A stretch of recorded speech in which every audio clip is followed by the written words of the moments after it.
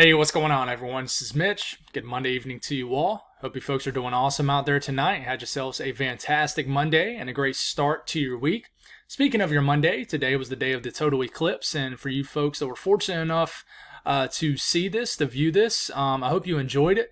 I was very fortunate enough in 2017 in August that the path of totality went right over where I live, so I didn't have to drive anywhere here in central South Carolina.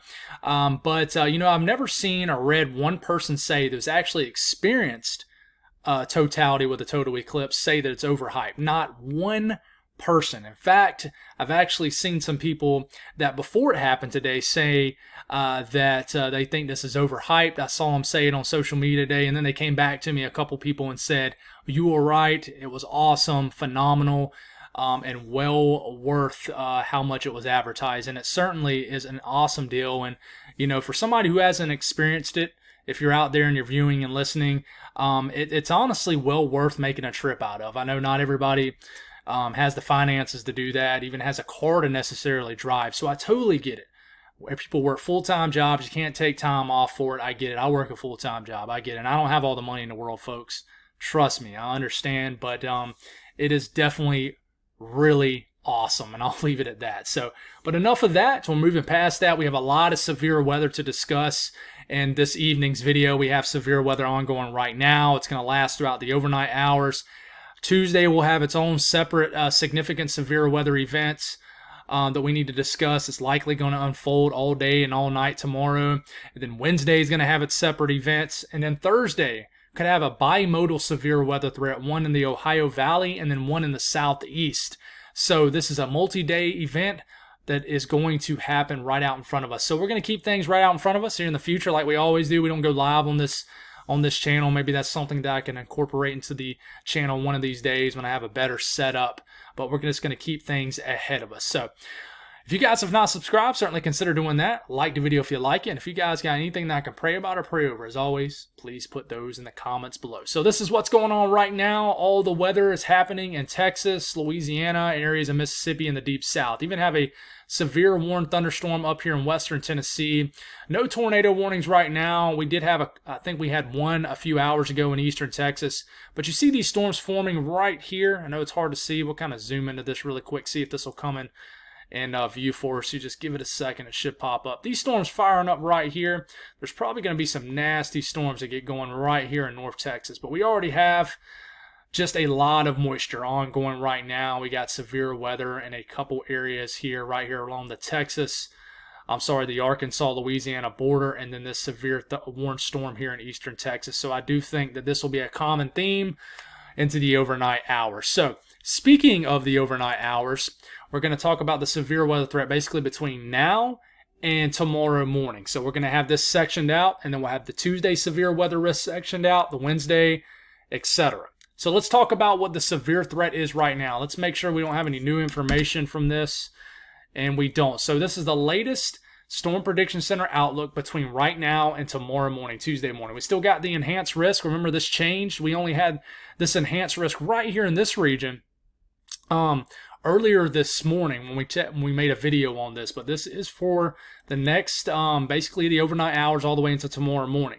Enhanced risk goes from well west of Abilene and Wichita Falls all the way to Shreveport, Louisiana. Includes right in the middle of the Dallas-Fort Worth area down to Waco. We got a slight risk well south of San Antonio all the way up into the southern counties of Oklahoma, including Texarkana over here, southern Arkansas, and all of northern Louisiana. It does include all the way back to Midland, San Angelo.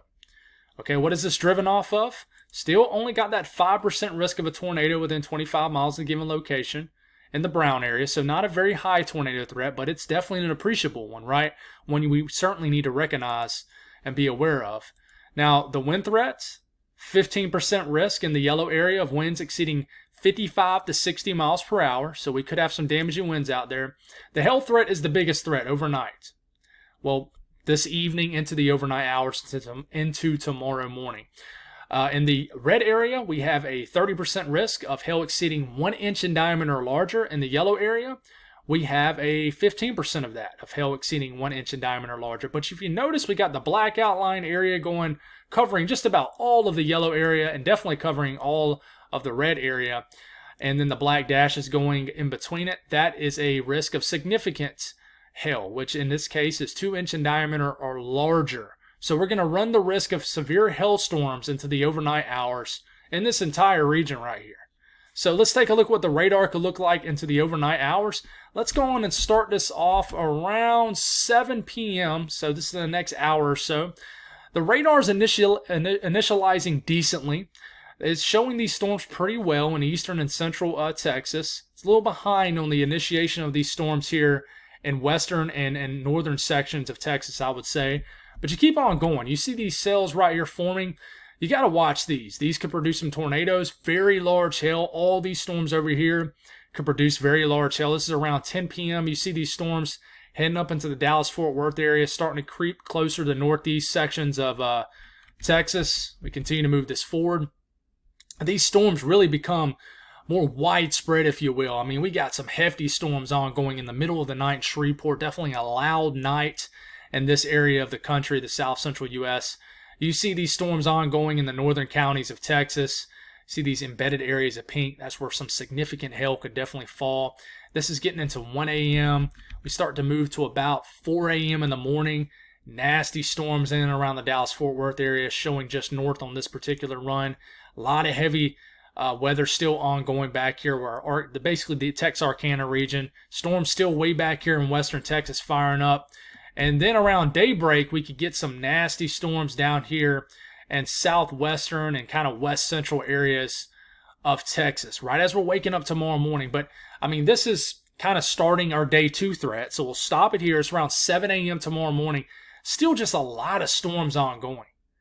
Okay? So, you know, we look at the updraft velocity swap between now and the next, basically the overnight hours, and we'll just go on and look at the latest run of the HRRR model, showing the rotation with some of these storms bubbling up here right into this region of eastern Texas. But then look at these storms that kind of ride and form here in North Texas and then ride throughout the northern counties of Texas. This is basically what we call the updraft velocity swap. So this basically indicates where we could have a rotating thunderstorm. Just because you have a rotating thunderstorm, that don't mean you're going to have a tornado, but it does indicate rotation with these storms. So I do think we're going to get more tornado warnings into the late evening and the overnight hours here, especially northern Texas, northeast Texas, into northwestern Louisiana for sure. Watch out around Shreveport for sure. And then extreme southwestern Arkansas. Can't ignore southern Oklahoma either. Okay, so be careful tonight for sure with the severe weather. We're moving into tomorrow's threat. This takes us from tomorrow morning to Wednesday morning. All right, we have an enhanced risk already up. This is going to be for an increased tornado threat, really, but all hazards tomorrow. Increased all hazards. Tomorrow will be more of a significant severe weather day compared to what's going to happen between now and the overnight hours into tomorrow morning. So, enhanced risk, level 3 out of 5. This includes south of Dallas, Waco, to Austin, to Houston, just about to Lake Charles, down to Leesville. Not going to try to pronounce that name right now. We'll try that at a later time.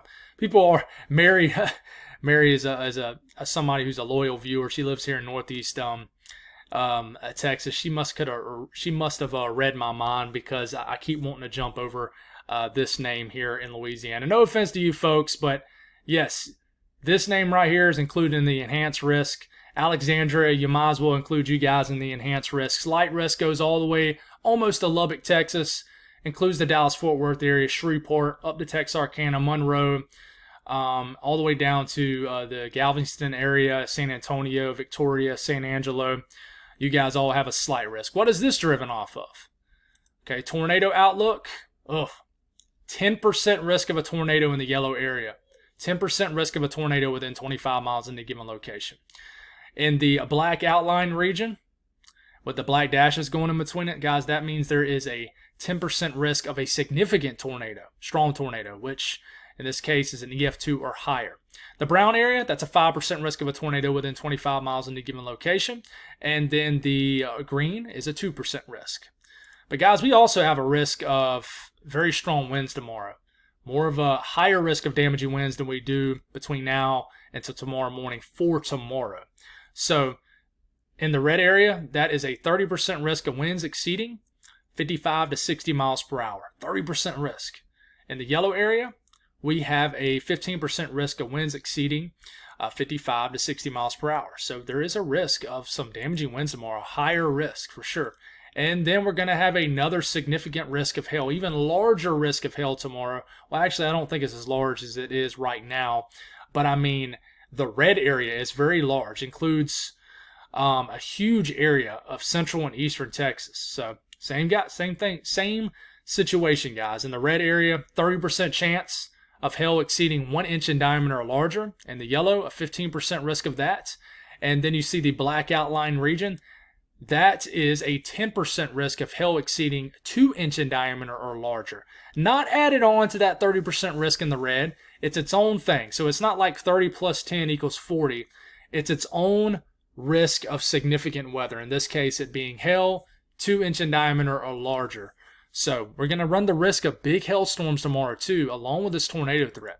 So if we kind of start off where we left off, tomorrow morning, like I said, in Texas, already dealing with significant weather. And we're going to zoom in closer to Louisiana here in a second. So for my folks tuning in Louisiana, we're going to show you guys here in a second, a little bit more zoomed in. But Texas, I mean, we're already dealing with a lot of weather waking up tomorrow morning. But we're getting into about mid-mornings around 10 a.m. Look at this cluster of nasty storms forming. What I think is going to happen in Texas tomorrow, and the Storm Prediction Center mentions this too, leftover outflow boundaries, probably going to be some sort of boundary right here in East Texas. Right in here. And storms are going to kind of trail that boundary. This is going to create a better environment for spin with these storms. So we got more so just storminess up here in North Texas, but these storms right here need to be watched. And then we start to get to about lunchtime. These start to really cluster up here in Northeast Texas. But you got to watch the southern end of these storms right in here. Basically, you got ingredients building into the southern flank of these storms. This will aid and trying to fuel these storms to more of a severe scenario element, if you will, just providing more of them ingredients for severe weather. And to keep this going, and this kind of bowing structure of, I really think we could have a more increased risk of damaging winds tomorrow. Maybe in this area right into here, maybe a risk of significant winds. We could have a hatched risk of damaging winds in this case. But look at this nasty area of storms around 2, 3 p.m. that works its way through Northeast Texas into Northwest Louisiana and then Southwest Arkansas. These could really be potent right here, some damaging winds. But all these storms right here, this is around 4 p.m. tomorrow. These individual storms could have a couple supercells in East Central Texas that get going. We got to watch all these storms in this region right in here. Doesn't look very, I would say, the structure of these storms don't look supportive of tornadoes, but, the ingredients will be there. We'll figure out all the rest of the stuff as we get into tomorrow. But you got to watch these little clusters of storms right in here, for sure. And then we start to get into around 11 p.m., midnight. Look at all these other storms that form after midnight tomorrow. Look at these huge clusters of storms in southeast Texas. This is around like 2 a.m. Wednesday morning. So these storms kind of form and then just roll right up the southeastern portion and then eastern portion of Texas and then move right back into Louisiana with a nasty line of storms. I think we're waking up Wednesday morning to just some very active weather in the state of Louisiana. Let's speak more on Louisiana. First off, let's talk about Texas with the parameters, and then we'll go to Louisiana. I got y'all covered. I'm going to have that sectioned out. But this is the significant tornado parameter. It's already high. We're waking up tomorrow morning. The environment's already primed for tornadoes. But, it continues to be around. You see, this is that southern flank right into here. It continues to really be around here. You got, and remember, the higher the number with a significant tornado parameter, the better the ingredients for tornadoes. Just because you see like an 8 doesn't mean there's an 8 out of 10 chance of there being a tornado. That's not how this works. Just the higher number, the number you see on your screen, the better the ingredients for tornadoes. But you start to get into tomorrow afternoon. Look how these numbers begin to spike here in eastern Texas. And they just never really truly go away in southeastern portions of Texas. They really don't. And then they could spike again after midnight tomorrow night along the coastal regions of Texas. And then finally the air mass clears out into Wednesday morning. Speaking of Louisiana with tomorrow's threat, it definitely looks potent. I mean, the one thing that concerns me about extreme eastern Texas and Louisiana is right after we get to around 1 p.m., you see this entire area right here. This is where you have that 10% risk of a tornado.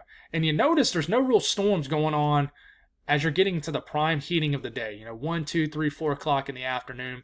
So there's no storms, rain really working up the atmosphere. The atmosphere is becoming unstable down here. So you got to watch kind of the southern flank of these storms.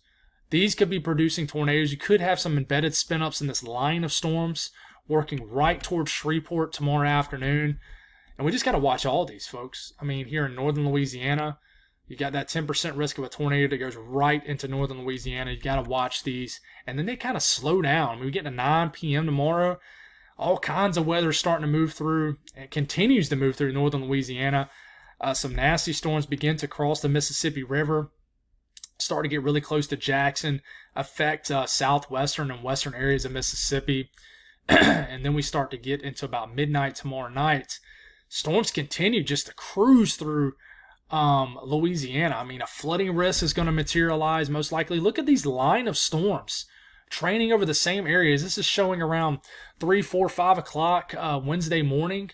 Look at all these storms, and you're probably going to have a tornado threat on the southern boundary of these storms too. And then look at this huge line of storms blasting out of eastern Texas into the southern half of Louisiana as we're waking up Wednesday morning. These could be producing some damaging winds, an all hazards type thing. Man, some active weather on the way, So you turn around and you look at the updraft velocity swath for these storms. A lot of this action right here is for what happens overnight. So this is kind of an overnight thing. But then as we start to get into tomorrow, right, you see the additional area that kind of moves over the already other area that's favorable for rotating thunderstorms.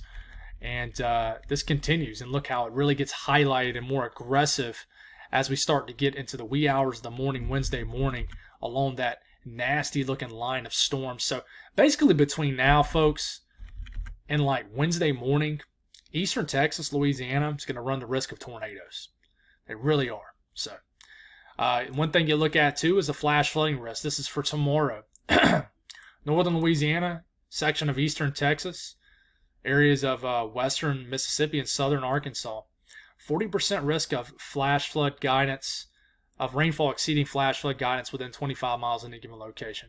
Flooding risk will certainly be there. So this is something that we need to be concerned about also and aware of. Few inches of rain in northeast Texas. I mean, and then you go into the western sections of the deep south. This is just between now and Wednesday morning. There's an area right here, concentrated right here in southeast Arkansas, western Mississippi, and sort of northern and northeast Louisiana. They're going for 6 to 7 inches of rain here just over the next 48 hours. So rainfall certainly is a concern with this. And guys, we'll wrap this up with this, with tonight into Tuesday's threat, right? Well, this is really just focusing on Tuesday's ingredients. What's driving this severe weather? Well, it's pretty simple. I mean, all the ingredients are there. And the first thing you'll look at certainly is moisture. And these are dew points. And, you're already waking up to tons of moisture in the air and the tons of moisture in the air mass out there as far as higher moisture levels at the surface. Dew points well into the 60s and 70s, which is a thermodynamic you can check off the box for severe weather. Remember, thermodynamics consist of higher moisture levels at the surface, higher surface temperatures, lapse rates, supportive lapse rates, which we don't talk about as much on here, but when it's needed, we certainly will speak on that more. And then your CAPE levels. Kinematics is basically your wind energy aloft, okay, what causes the lift for thunderstorms and speed shear, directional shear, and just the spin for tornadoes, okay? A lot of things that go into this, but this is the really simplified here. Tons of moisture in the air mass, guys. I mean, we get into Tuesday midday, dew points well into the 60s, low 70s. So tons of moisture in the air mass. We don't really even have to look at this really anymore. Just a plume of low-level moisture, dew points well into the low 70s. Plenty of moisture. All right, next thing you look at is CAPE levels. And this is interesting to look at just because you can really see you're waking up tomorrow morning already with a ton of fuel in the air mass. You got CAPE levels well over 2,000 to 2,500 joules per kilogram right in here. Plenty of fuel in the air mass, and you keep this going. And you make it to about midday Tuesday. It looks like the air mass is kind of getting worked up a little bit, but the ingredients are still there as far as storm fuel. But if you notice, there's a sharp cutoff between a lot of storm fuel, a lot of storm energy, and hardly nothing up here near the Dallas-Fort Worth area. I think that's where that southern boundary is going to be. Kind of you're going to have a lot of storms right in here kind of working up the air mass. And then anybody south of those storms where it's not raining, it's not storming, you're going to have an opportunity for a lot of CAPE storm fuel to really build into the southern flank of these storms. And I think that's what's going to create, that's where that boundary is going to be, kind of the outflow boundaries that are kind of left over from the storms overnight. And, this will continue. You can see the sharp cutoff between a lot of fuel here and hardly nothing in northern Louisiana. So I think that's why you're going to have the highest tornado threat right in here for sure. And this continues all the way into the overnight hours, and we start to get into like the middle of the night tomorrow night after midnight. And then look at all the fuel that really builds right here that's going to aid in this line of storms that's going to sweep across more than likely southeast Texas probably late tomorrow night into Wednesday morning. And you can see how all that energy gets ate up, right? Because of that line of storms that sweeps all the way across southeastern Texas. So it's pretty cool to look at as far as storm fuel and stuff like that. And of course, the last thing you would look at here is kinematics. What about the wind flow aloft? And this is wind flow in the mid-levels of the atmosphere. And of course, we are certainly going to have that as we move this forward here. Steady in general, 50 to 60 knot mid-level jet riding over this area, creating a lot of forcing wind shear for this storms to really cause a damaging wind threat, basically lift for thunderstorms, and also a tornado threat too, as this is moving forward here. And we're struggling to get this moving. It just does not look like it really wants to move for me, but we start to get into about midday Tuesday. Tons of wind flow aloft in this area right here where this tornado threat's going to be centered. And to keep this going into the afternoon hours and then eventually into the evening hours, all the way into the overnight hours tomorrow night. And just plenty of lift, plenty of flow aloft to keep these storms going right into here. Maintain that damaging wind threat, that tornado threat, and plenty of lift in the atmosphere just to keep these storms really going. So next thing we'll move to is the Wednesday's threat of severe weather. We have that enhanced risk, a level 3 out of 5 right in here, including Louisiana, southern Mississippi, and then southwestern sections of Alabama. Then we got the slight risk that still is all the way back here in eastern Texas, almost called Texas, Tennessee again. I do that every once in a while. I like to call Florida, Texas too. I don't know why I do that. It just happens. But slight risk goes all the way up into southern counties of Arkansas into northern Mississippi, all the way to Birmingham, Alabama. So what is this, driven off of? Well, all we know right now, and we'll have to kind of go back down here, and here it is. All we know right now is that there's a 30% chance of severe weather in this red area, in the enhanced risk. But they already have a 10% hatched risk up in this entire red area just about, which means they're already calling for a chance of significant severe weather in this red area, in this enhanced area. So Wednesday is going to be another really big day. And then we have the risk of severe weather for Thursday. We have a bimodal threat, which I think this is going to be driven off more of a more favorable kinematic environment up here and a more favorable thermodynamic environment down here. But we'll see how it plays out. 15% risk, basically a slight risk at day 4 of severe weather down here, including areas of the Carolinas, Georgia, and Florida. And then up here in the Ohio Valley, including a large chunk of Ohio again, I know, western West Virginia, and then northern and northeast Kentucky. So what do we know about this? Well, we can really only speak about the ingredients, and we'll kind of zoom through this pretty quick. And, we'll start out Wednesday morning. Still tons of moisture in the atmosphere, and this continues to build, and this moist sector will continue to shift eastward. And then we get into Wednesday afternoon, still hanging on to a little bit of dry air here in the southeast, all the moist airs to your west. But this is around Wednesday afternoon, prime heating of the day. You got this area of moist air building well into the upper 60s, low 70s. These dew points into southern Mississippi, southeast Louisiana. And this continues as we start to move into our Thursday or Wednesday night into our Thursday morning. And look at how this more so drier air is being replaced by more moist air. We got dew points climbing well into the 60s, all the way up into North Carolina, all of South Carolina, Georgia now. And then we start to get to about midday Thursday, a little bit after lunchtime. Look at the environment. Certainly thermodynamic-wise, getting prime for severe weather as far as those surface moisture levels certainly rising to a standard that certainly supports severe weather in eastern Georgia, the Carolinas, and even North Florida. Now, what is the timing of this going to be? There is a question if this moves quicker, this will scoot the sector of ingredients that could support severe weather and tuck it up against the Atlantic coastline a little bit more for Thursday. If it slows down, that would include more of the southeast for severe weather. But as we start to move into Thursday afternoon, Thursday evening, and more dry air begins to work through the entire state of Georgia, North Florida, even eventually working into South Carolina. But you still see up here in North Carolina, which I'll show more of here in a second, still got a lot of moist air that you're dealing with, a lot of fuel in the atmosphere. But speaking of the Cape levels, this event really turns into what we call a high shear, low Cape event. But for Wednesday, you're still going to have a good bit of fuel in the air mass to work with. Look at these Cape levels now in the Euro reaching over 2,000 joules per kilogram here in southwest Mississippi. And plenty of fuel. In this environment, over 1,000 joules per kilogram is plenty of fuel in the atmosphere. So you got a lot of fuel right in here, a lot of moist air, and certainly mid-level flow that's going to support thunderstorms, and even a low-level jet that's going to strengthen as we get into Wednesday into Thursday. We get into Thursday, the air mass starts to get worked up a little bit, and then we got to watch Thursday as far as how high in the Cape levels are going to be. Thursday afternoon, this really turns into an all-out, like I said, high shear, low Cape event.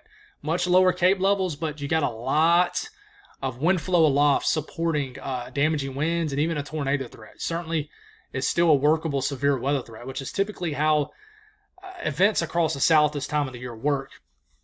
But even Cape levels of 500 to 1,000 joules per kilogram will work in the Carolinas for sure. So this moves through, and then the last thing you'll look at here is ingredients kinematic-wise, and certainly the kinematic environment is going to become much more supportive for maybe damaging winds and even tornadoes, even as we get into Wednesday and Thursday. And in fact, you start to look at pivotal weather. You have got to work with me a little bit more than this.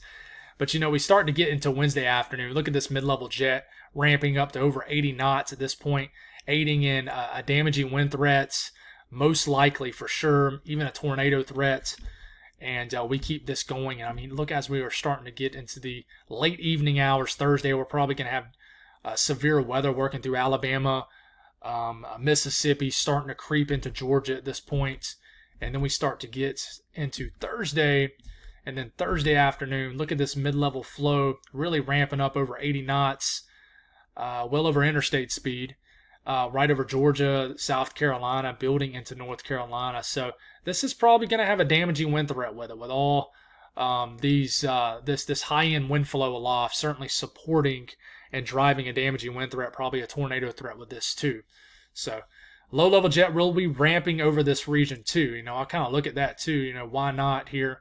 And we'll speed this up in time, and we'll look at Wednesday first. Low-level jet, these are winds about a mile above our heads. This is something we really look at for a damaging wind threat and tornado threat.